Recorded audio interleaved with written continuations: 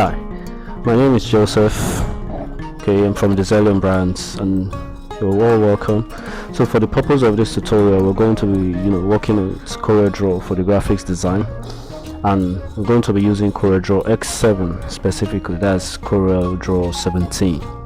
And for those of you who have been on the group, you'll see the link that I dropped there where you can download where you can get the CorelDRAW X7. Okay, but for those of you who didn't get the link, you can still contact me to get the link, and I'll still repost it again on the group.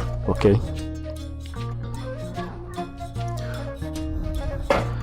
alright, so you're all welcome. This is CorelDRAW. This is an introduction to it. So immediately you open it, this is the first thing you see. Okay, this is the first thing that pops up.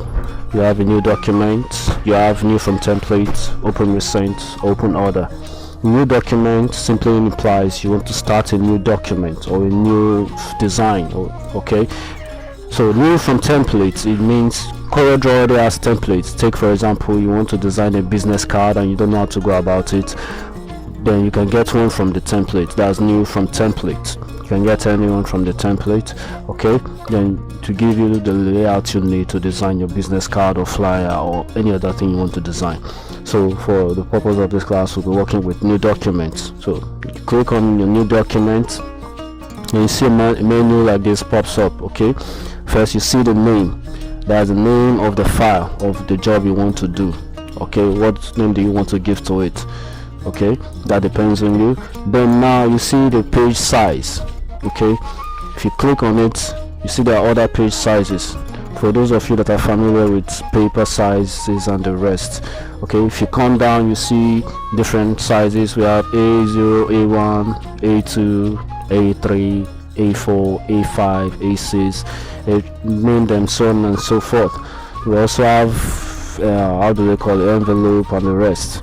Okay, but should in case you want to customize your own size, you can easily do it here from your width. You see it, this your width and this your height. And one thing you need to take note of is your unit you're working with. You need to know the unit you're working with. Okay, take for example, now if you look at this place, the default unit is inches. So if you click on it, you see all the units coming like millimeter, pico points, pixels, feet, yard, miles, centimeters, meters, kilometers, you see it, and so on and so forth. So you are the designer, you know what you're working with, know which unit you're working with. Okay, then click on it. Then let's say for example a customized side, or maybe we want to work on an A4 paper. We'll click on it, select A4. Okay, then leave your rendering resolution, make it 300 dpi. That's the default setting, so just leave it that way. Okay, then your primary color mode, you have CYN, CMYK, RGB. RGB stands for red, green and black. CMYK stands for cyan, magenta, yellow and black. So take note of those. So for the purpose of this class, each one any of the two, you can use any one out of the two. Okay, whichever one first, so you don't have any issue with that. Then you click OK, and now you see this CorelDRAW. These are your working areas from this very point to here. These are your working areas, but this paper, these are your paper size. That's the A4 we measure. This is your paper size. Okay, take note, every job you do should be in here. Okay, because even when you want to print, if anything is outside here, it won't be able to print. Take for example, I have something like this, okay, and I want to print. I press my Ctrl P and then go to print preview. You see, it's only the box. That's the only thing that's showing, nothing else. Nothing else is showing. Or let me, okay, now see, I have one here, there's a one here, there's one here, but by the time I press Ctrl P, that's to check my print preview. Click on print preview, you see that it's only the square there that is showing. Okay, so which means the circle is outside my working area on my working page, which means it's not going to show. Take note of that. Everything you do, your main job should be on this page. Even though you did everything outside, or you're going to do everything outside, make sure you bring them back to this page. Okay, to help you a lot. All right, let's proceed. So for today we're going to be talking about lines and shapes. Lines and shapes. But before we do that, let's take do a little bit of computer appreciation stuff for those who are not really that familiar with PC or using computer. Okay, if you notice this place, this is your horizontal, your vertical scroll bar. You see it? When I hold on it and I drag it, you see it's going up and down, or I click on the arrow at the top, it's going up. If I click on the one at the down, you see it's coming back down. That's my vertical scroll bar. Then this other one at the bottom, you see this one is my horizontal scroll bar. So I should click it to the right, left, you see it's going moving to the left. And if I should click to the right, you see it's coming to the right. That's what my horizontal scroll bar. Okay, take for example, I lost my job. Maybe you're working, for example, and mistakenly you suddenly see that everything you're doing just disappears and you can no longer find it. All you see is just a blank page. What do? Okay, come to your zoom levels, which is this place. Look at it, your zoom levels. Okay, click on it, click on this drop down button here, and you see it. You see you have to page, to width, to height, then you see other percentage of your zoom levels.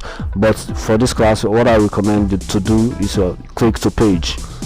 Clicking to page brings back all your job, take you back to your your normal working page. Okay, so next we talk about page orientation. So you see, maybe I want my page to be portraits or landscape. For now the default setting is in portrait. So now click on this box here, you see it landscape, then this one portrait. If I should click on landscape, you see that the page orientation changes. But if I should click on portrait, you see it goes back to being portrait. Alright, now let's proceed. So now this is CorelDRAW, like I said earlier. If you check at the top, you see that you have things like file, edit, view, layout, objects, effects, bitmaps, text, table, tools, window, help. You see these that's what we call the menu bar. That's called your menu bar. Okay, your menu bar, take note of that. It's called your menu bar.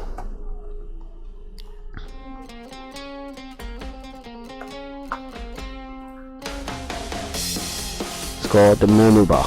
Then you see this other area now where you have this new, from here, this old place, that's the one below your menu bar. You see that there are other stuff there. That's called your property bar. There's another bar there consisting of two lines. You see them, this first side and this second side. Those two, they are called your property bar. Okay, so take note of that. That's your property bar. Alright, then for this, you see on the left side, all these are your working toolbar. They are called your toolbars. So your toolbar. That's your toolbar. Okay, then look at your right, you see that there are colors here. Okay, that's your your color palettes. Okay, that's a color palette. That's from this side. You see the other color, you see them, that's what your color palette, and this is your property, this is your toolbar. Okay, so take note of that. So for starters, we're going to start with this is your pick tool. Look at it, pick tool. That's the tool you use for dragging objects and dropping them. Let's take for example, we have something like this. Okay, I can easily use it to move my objects forward from one place to another. And how do I do that? Okay, if I click on it, okay, make sure first of all you click on the object, then hold down to your mouse. That's your left click or your left mouse. Hold it, then you drag your mouse to where, that means as you're dragging it, you're dragging the object along, then you put it in any position of your choice. Okay, that's how you do it. You hold and you drag. All right, And if you notice some of the tools, you see that there are black arrows under them, under some of them, not all of them. So those arrows are called what? Flyouts. Okay, which means there are other tools under them. There are other tools under those tools with flyouts. If you click on the black arrow, you see other tools under them. You see the other tools under them pops up, so on and so forth. Take note. Like I said, those black arrows, they are called what? Flyouts. Okay, they are called flyouts. So let's start with lines. Okay, these are our line 2.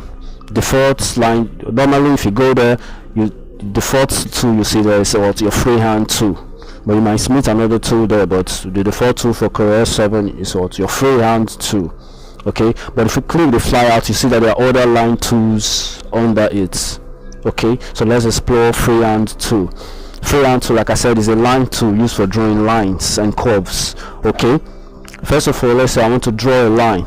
I click on my first point, that's left click on your first point, then you move your mouse, then you click on the second point. But if you notice, you see that the line is not straight. It's not straight, so we need a straight line. And how do we get that? How are we going to get that?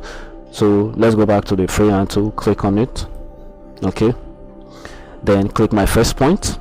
Then as I'm moving my mouse, then I hold on to control, your control button. That's, you see it on your keyboard, is abbreviated as CTRL. Okay, it's abbreviated as CTRL. That's your control, that's for your control button. Okay, it's abbreviated as CTRL on your keyboard. Okay, take note. So now back to our freehand tool. Click on our freehand tool, click on our first point, move the mouse, then hold on to your control key. Now you notice something. Now our line is now moving on the straight segment. It's now straight.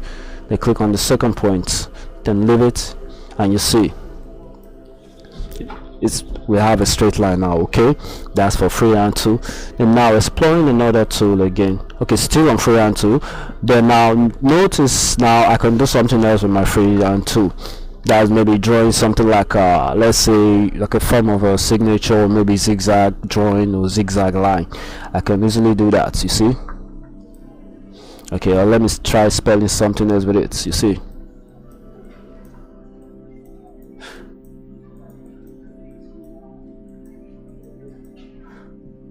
see, is what I can do with my freehand tool.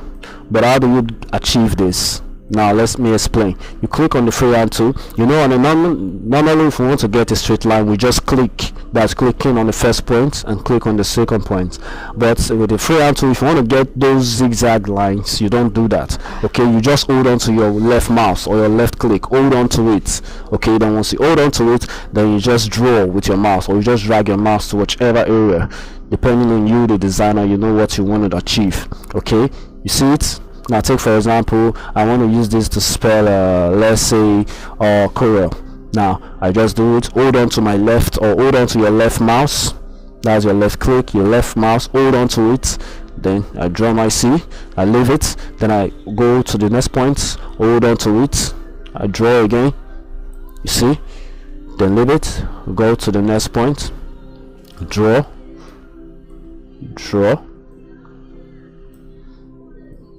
watch, yes, you see. So take note when you're dealing with your freehand tool, when you want to join a straight line, all you have to do is click on your first point and your second point, and to get a straight line, after clicking on your first point, hold on to your control button, CTRL. That's how it's abbreviated on your keyboard. But if you want to draw a zigzag line, then take note, you hold on to your left mouse and you drag. Okay, now let's explore the line tools. Now we have a 2-point line. Okay, take note. Now this is just like has the same is similar to that of our freehand tool, but as I said, it's just 2-point line.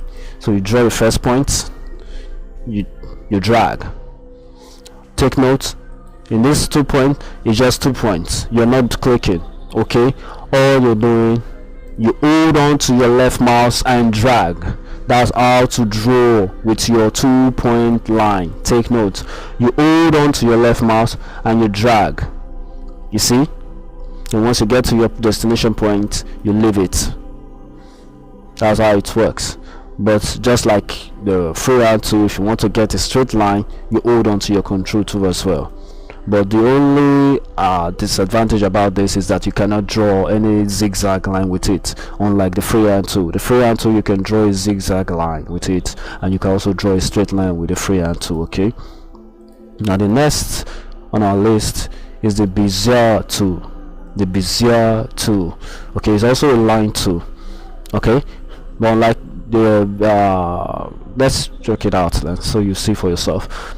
The Bezier tool deals with points too as well. Okay, let's take for example, I just want a straight line. I click on the first point and I come to the second point and click. You see, it gives me a line. And also, just like every other line tool, to get a straight line, after clicking on your first point, hold on to your control and click. You see that you get a straight line. Take for example, I want to do maybe an inclined, a line that is slanty or inclined. Okay, I click on my first point, click on the second point. You see it?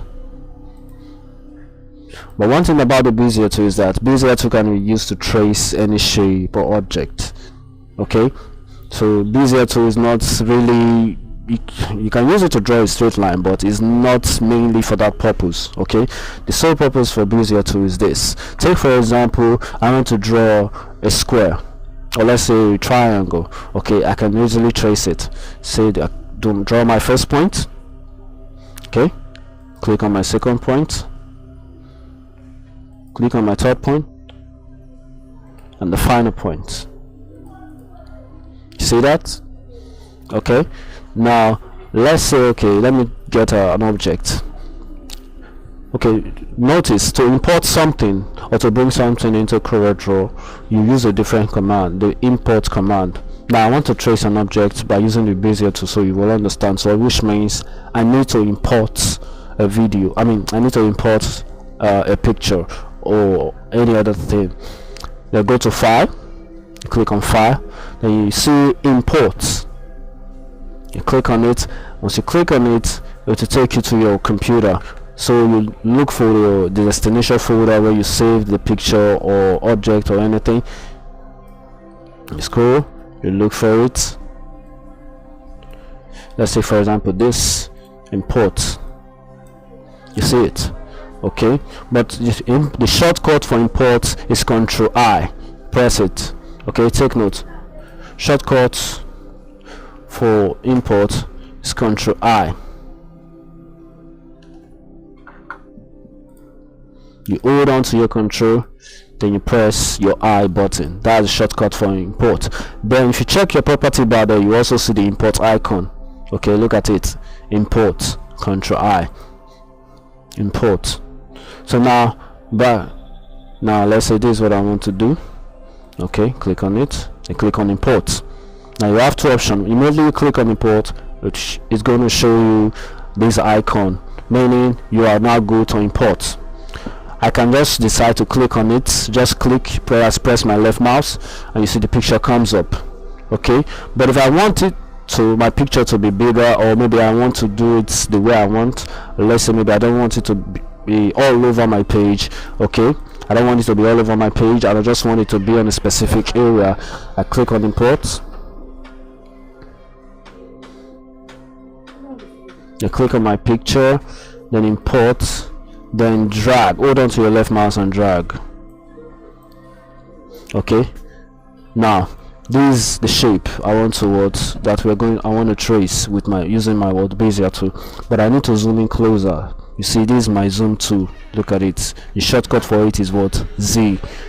Right? Click on my zoom tool, then I hold on to your left mouse. That's your left click. Hold on to it, and you drag on the area that you want to zoom in, and you see it comes up. Now back to our Bezier tool. Click on my Bezier tool. Click on my Bezier tool. Then now start clicking on each point. Take note, as you're clicking, it's creating a point for you.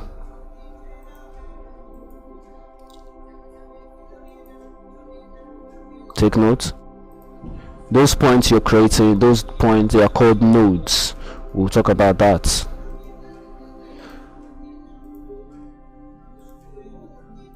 So there is one thing about the Bezier tool.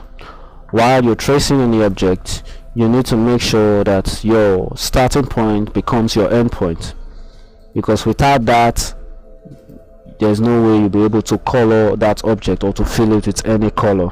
Okay, take note. So now I've gotten to my end point. Let me zoom in closer so you can see. Now this is my end point. Look at it, and if you look under, it's showing me an arrow, so which means that's my end point. I can now end my drawing there. Then I click on it and end my drawing there, then go back. You see, successfully traced the shape. Now click on my color, and take note, to fill an object with any color, you left click or you click on any color of your choice. Okay, and our later tutorials will be talking more about colors, but for now, if you want to get a color, you click on the color to get the color. Click on any color of your choice. That means you left click on it, any color of your choice. Why is it okay? Now you see, I said something about stopping at your starting point when using the Bezier tool, because if you don't do that, there's no way you will be able to fill that object with any color. Okay, take note. Now let me try another example again. Let's take this, my Bezier tool again, and I'm tracing an object.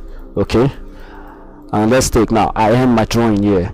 That's not my end point, that's not my starting point. Okay, I didn't aim at my starting point, so which means if I go now to click at any color, see, it's not taking any color. Why? Because I didn't end my drawing at my starting point. So when you're using the Bezier tool, make sure your end point is as the same as your starting point. Okay, back to other line tools. So we have the pen tool. Like I said, it's pen. You know what to use pen for drawing. Okay, but the pen tool works in two ways. Okay, the pen tool works, you can draw a straight line, you can also draw a curve. Take note, you click, so you're clicking on each point, you're clicking. It's like you're drawing. It's like the Bezier tool, but unlike the Bezier tool, with the pen tool you can draw curves and straight lines, but the Bezier tool you can only draw straight lines. Okay, take now, I want to draw, for example, I want to draw a curve. What do? I hold on to my left mouse and I drag. Okay, hold on, drag, hold on, drag, hold and drag. Okay, now I want a straight line. I just click, then maybe drag to get a curve, drag to get a curve. Okay, then now, as just like the Bezier tool, make sure your starting point, make sure your end point is the same as your starting point, so that you can fill it with colors. Okay, it's similar to with the Bezier tool. Okay, for you to be able to fill any shape or object of your choice, make sure that your starting point is the same as your end point. Your end point is same with your starting point. Okay, now let's check other line tools. If you check the other line tools here, for the sake of time we might not be able to discuss the rest, but just know that these are your line tools. You can use them to draw lines, to achieve many things. Okay, now next we're going to talk about shapes. Earlier on you saw me draw a triangle, a rectangle. So how did I achieve that? With my rectangle tool. You look at it, rectangle tool, the shortcut for it is what?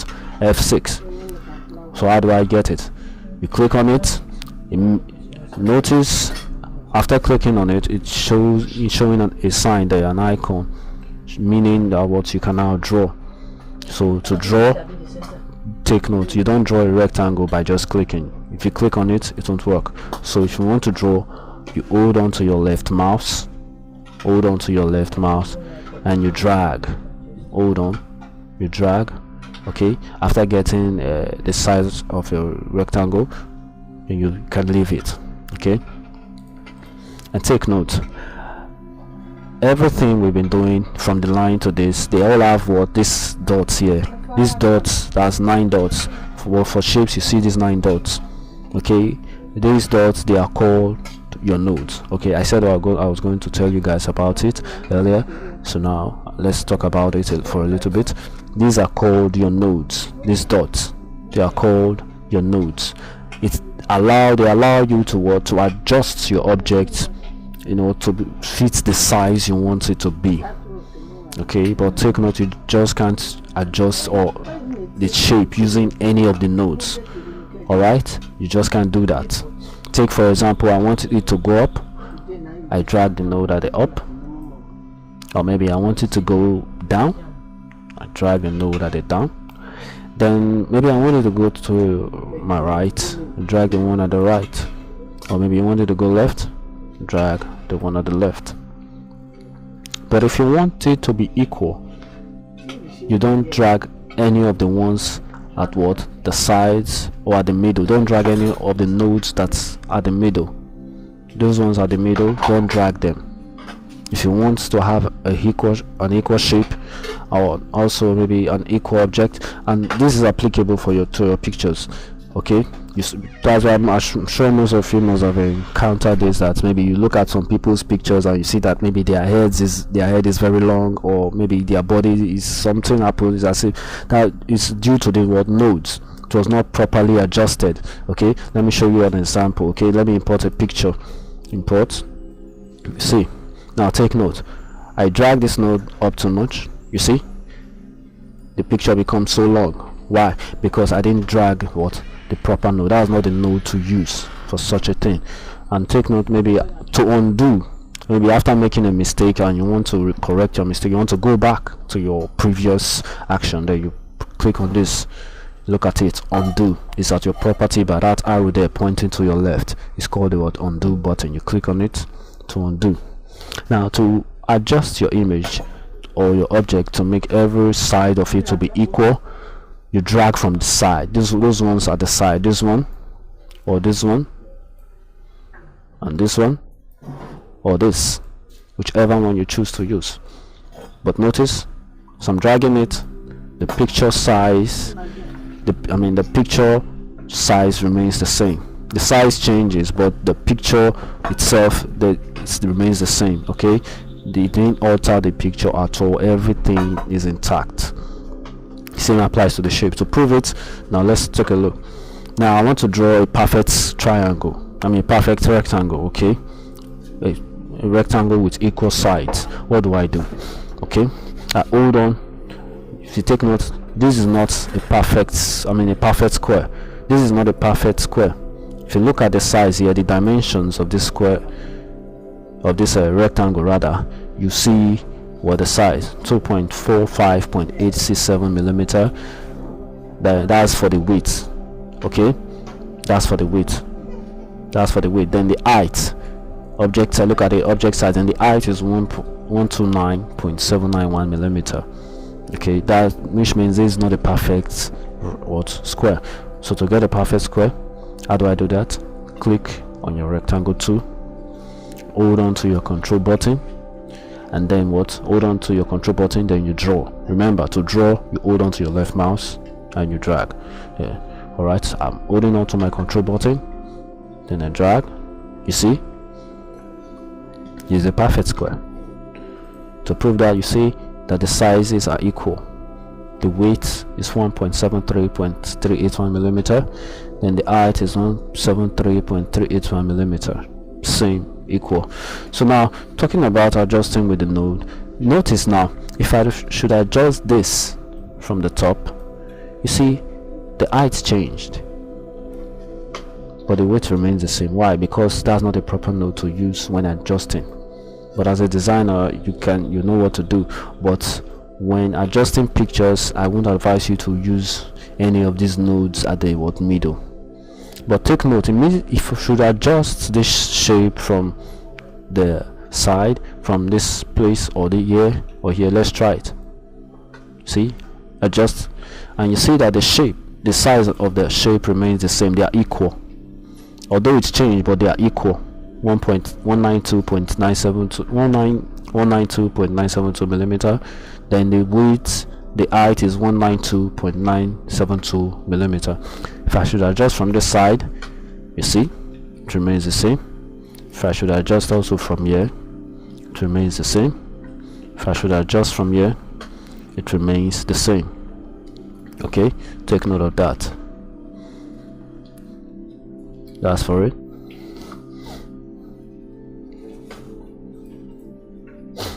Okay, take note, to delete an object or anything, an object, a line or letter, you click on the object or the letter that you want to delete, then you press your delete key. Or if that is too far for you, you can also right click. After clicking on the object, you right click on it, you see delete, then it's gone. Now we have click the fly out under the rectangle tool. See, we have 3 points, the 3 points rectangle. Click on it. How does it work?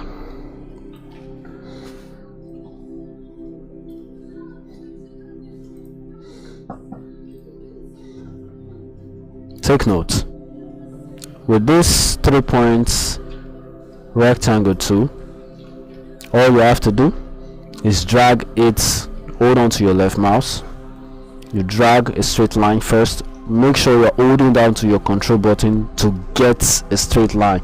Then after drawing the straight line, then you leave, you let go of your control, you let go of your mouse, and you see, just let go of your mouse and you just drag, move the mouse, and you see. But it's the same as the rectangle tool. Then the next one is what's your ellipse tool. So we're drawing circles. Okay, and take note, you can also fill these shapes, you can fill them with any color of your choice, or we'll talk about color later. Take note, to get a perfect circle, you hold on to your control button, just like that of the rectangle tool. You hold on to your control button and hold on to your left mouse, and you drag. You see, a perfect circle. And how do we know if it's a perfect circle? You click on it, you check the sizes here, you see that they are all the same, equal size. Okay, then the next there is our polygon tool. Notice it also has a flyout on that, but let's talk about the polygon tool. We all know what polygons are. Any shapes that has more than two sides. Okay, and now the default value you might see there might be 4 or 5, but let's start with our triangle, which has 3 sides. You see it? Now click on the triangle. After drawing my polygon, for example, let's say I need a polygon with 4 sides. Okay, I come to my property bar here, take note of that, take note of this icon here. That's your property points or sides. That's how many sides do you want your polygon to have. You can either increase it, you see, you have a pentagon. See, the more I'm increasing the size, you see, they're increasing.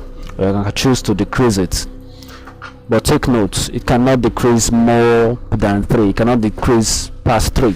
Okay, or less than 3 rather, because any polygon starts as 3 sides. From 3 sides upwards, any shape with 3 sides upwards is a polygon. Okay, you see, that's for the polygon tool. Now click the flyout under the polygon tool. You see that there are other shapes here. There are other shapes. Let's talk about the star shape. Now the star, how do you draw it? Take note, to draw those shapes you just have to hold on to your left mouse and drag. Okay, I think you should be used to that by now, drawing objects. Okay, now you see the star. This is a star with 5 sides. Okay, let's say I need a star from my property bar here. I can adjust the size of the star. If I want a star with 6 sides, that means I have to increase it. Click on it, you see, you click again. Or let's say I need a star with 10 sides, then I can increase it to 10. Or maybe I need a star with 20 sides, I can increase it as well. As you keep clicking the arrow, the top arrow, you see. All right, now take note that you can also adjust the size of the star. This order from your property bar here. Take note, this is your sharpness. That's the sharpness of the star. How do you want it to be sharp? If you notice this, they are too sharp because they have all the spikes, they are too sharp. Well, if you want to increase it the more, you can, you see, increase it, and you see that the sharpness increases. But if I should decrease it, you see, its sharpness is reducing. That's the sharpness of the star. Is reducing. I'm sure most of you must have come across these shapes, maybe in certificates and the rest. This is how to achieve such. Okay, is that you can achieve it. All right, that's for the star shape.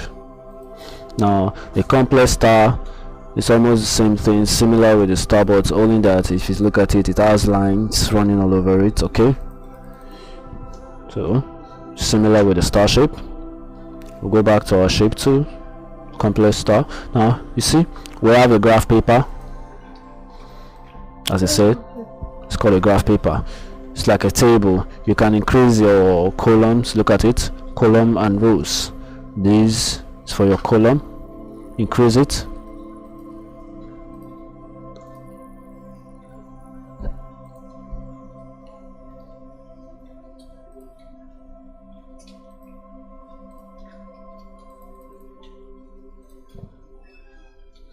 That's for the graph paper. Now this spiral, you draw it, you see, that's for spiral. If you want to increase it,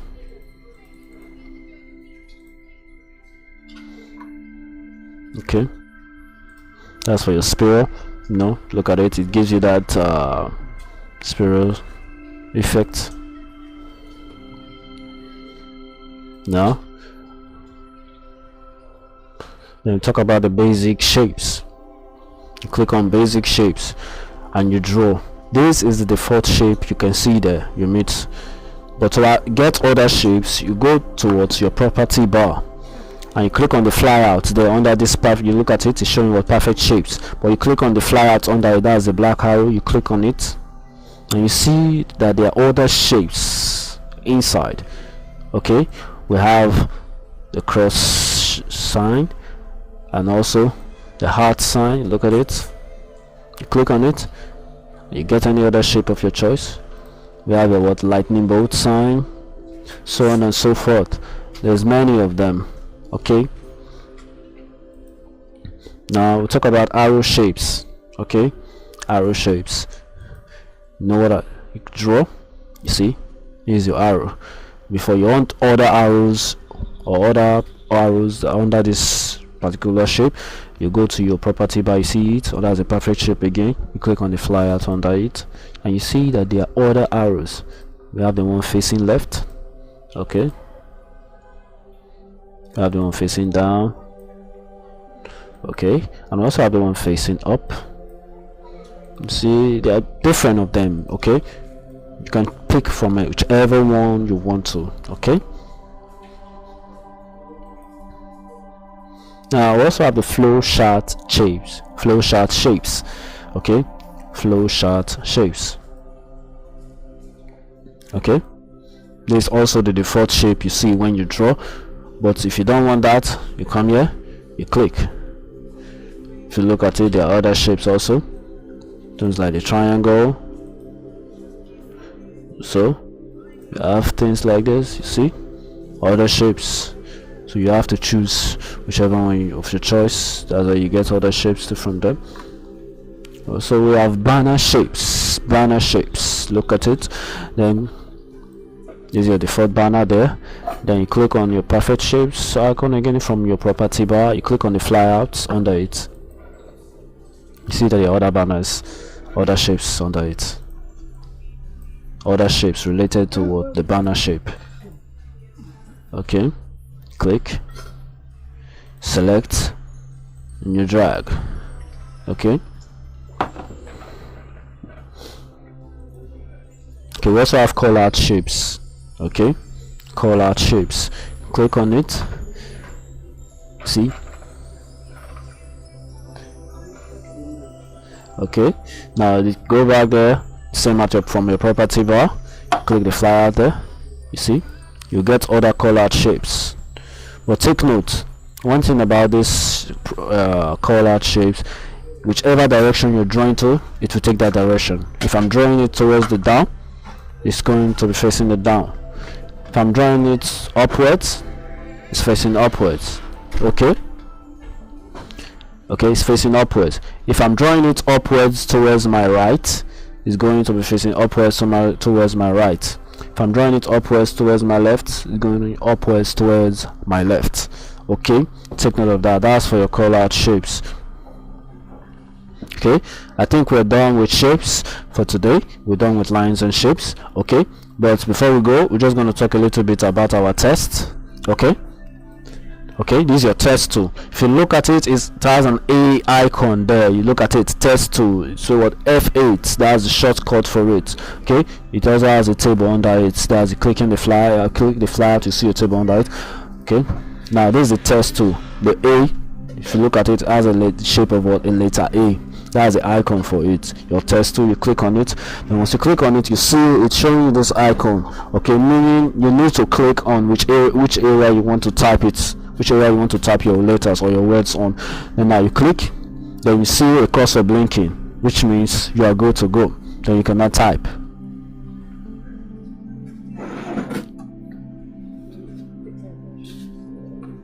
Okay, now make sure before you work on your test, go back to your pick tool. Okay, it also applies to your object. If you want to make any adjustment to your object or your test, make sure you go back to your pick tool. Okay, it's really vital. Go back to your pick tool. Now this is my font size. Okay, that's the size of my test. If I should click on this arrow here, there's a drop down button there. You see there are other sizes, so I select the size of my choice. You see the size have changed. Now this is my from my property bar here. This is my font list. Okay, that's my font type. What type of font, which appearance do I want it to look, or how do I want my letter or my words to look like? Okay, what do? You click on the font list, click on the drop down button there, and you see there are other fonts.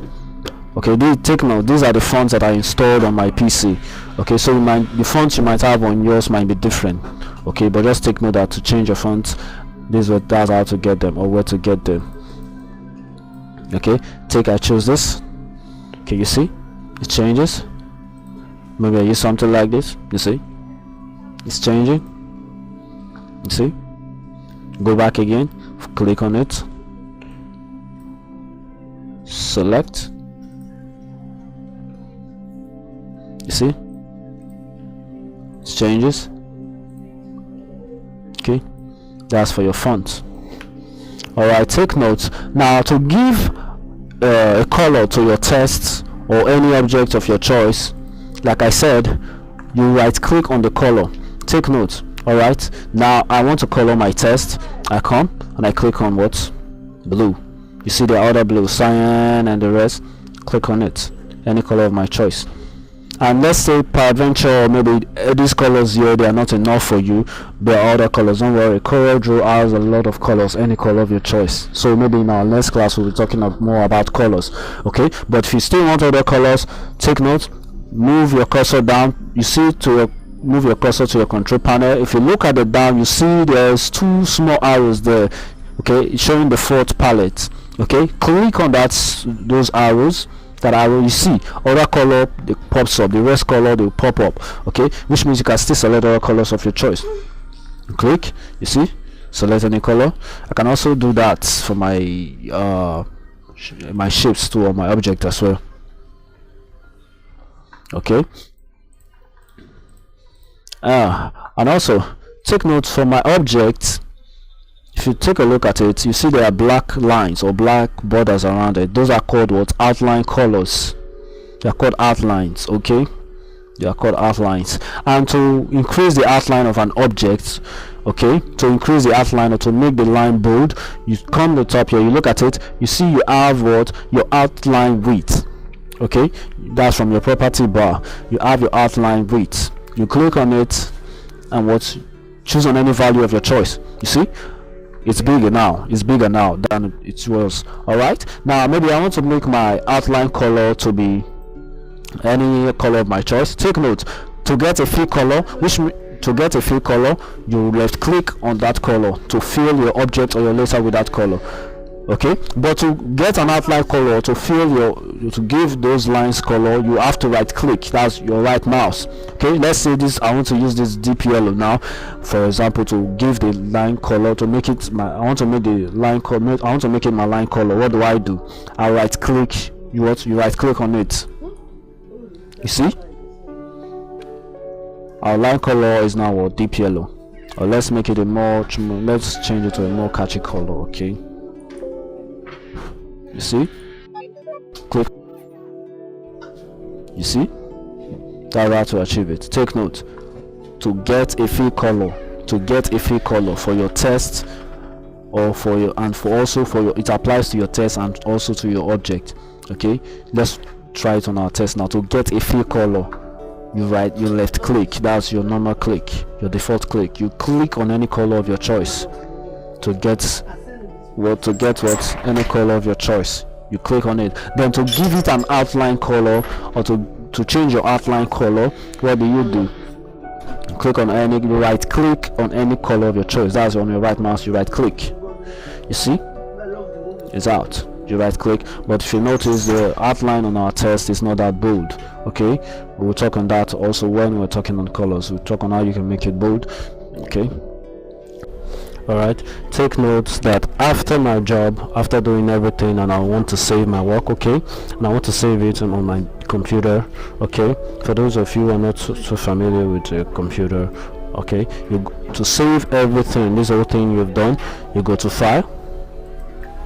Okay, you see save, and you see save as. Save means this is a fresh job. Okay, and you're saving it for the first time. Okay, you click on save. Okay, and now choose a destination folder of your choice. You see, whatever I have, my desktop, the download folder, or the document or picture folder, whichever folder I want to put it. Let's say, okay, for the purpose, let me just save it on my desktop. Okay, click on desktop. Then this file name, you see it's showing untitled 1, so you are going to give it a name, whichever name you want to give the file or the document that you just did. Let's say for this purpose, let's say the Cillian. Okay, then after giving it the name, okay, you click on what? Save. Okay, now you come to file. You see now your job is saved. It's saved already. So which means, even if I should click exit my CorelDRAW, take note, look at it on my desktop, the Zillion. So I can, which means I can open it. If I should open it now, I've made the same file there. Okay, you see, this is all the job I've done. So that's how to save your files and the rest. But take note, if you starting a new file for the first time and you have not saved, don't click on this X key here. For those of you who are not familiar with a computer, see the first one here, there's a dash sign. That's to what? Minimize. It means to hide your app, to hide whatever software you're using. Okay, but if you check on my taskbar, it's still here, CorelDRAW. Okay, you click on it, it comes back up. Then this is to maximize, that's to limit the screen space it's using. Okay, then you should click on this box, click on it, see it comes up. But if for any reason you click on that S and you've not saved your job, it's going to ask you, see, say save changes to untitled 1. Can either be yes or no. If you click yes, it means what? It takes you to this menu where you have to save your file. So which means you can decide to save it with that untitled 1, or you clear it and put whichever name you want. and then you click on save. Okay, but if peradventure, let's say you want to go back to your work, you don't want to exit CorelDRAW, the next thing after clicking on the close button, that's the X button, see, you want to go back because there's something you want to do, you can click cancel and go back to your default button, go back to your CorelDRAW. Okay, that's it for today.